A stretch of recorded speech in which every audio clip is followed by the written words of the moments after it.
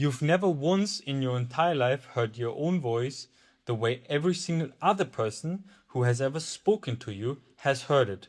Every conversation, every argument, every time someone said, "That's just how you sound," the version they heard was generally different from the version you experienced. And the recording that sounds wrong to you, that's the real one. The voice you've heard your whole life is the hallucination. Here's the part most people don't realize. When you talk, sound reaches your ears through two completely different paths at the same time. First, the airborne sound, which travels from your mouth through the air into your ear. That's the version everyone else hears.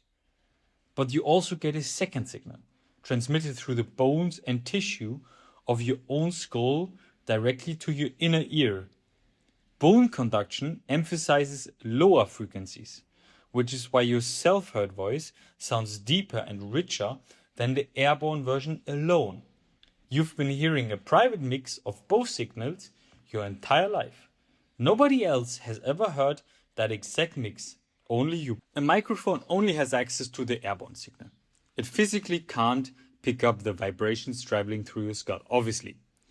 So a recording captures exactly what everyone around you has already heard, but strips out the deeper, bone-conducted half you have relied on your whole life without knowing it was even there. That's why the recording sounds thinner and higher to you specifically. It's not a worse or distorted version of your voice.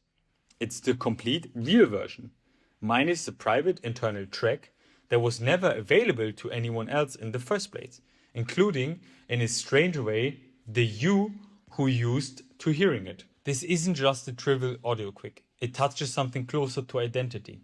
The voice you've used your whole life to recognize yourself internally has never matched the voice the rest of the world has used to recognize you.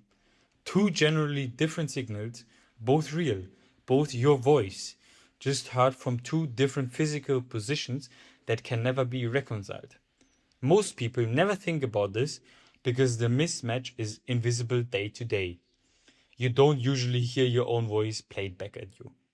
The recording moment is one of the only times that gap becomes audible, and it can feel oddly destabilizing for a second, hearing what is technically the more objective version of something you would assume you already fully knew. Here's a small, but in my opinion, practical detail that follows from all of this.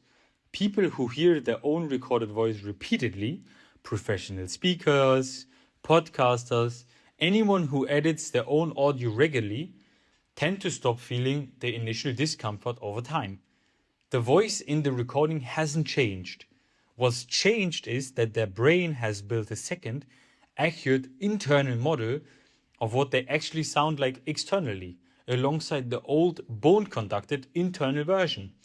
You're not adjusting to a fake voice. You're slowly building familiarity with the real one, the one that was always true, just never audible to you until a microphone forced the issue. To wrap up this video, the voice in the recording isn't some flawed copy of you. It's the original, the voice you grew up hearing in your own head.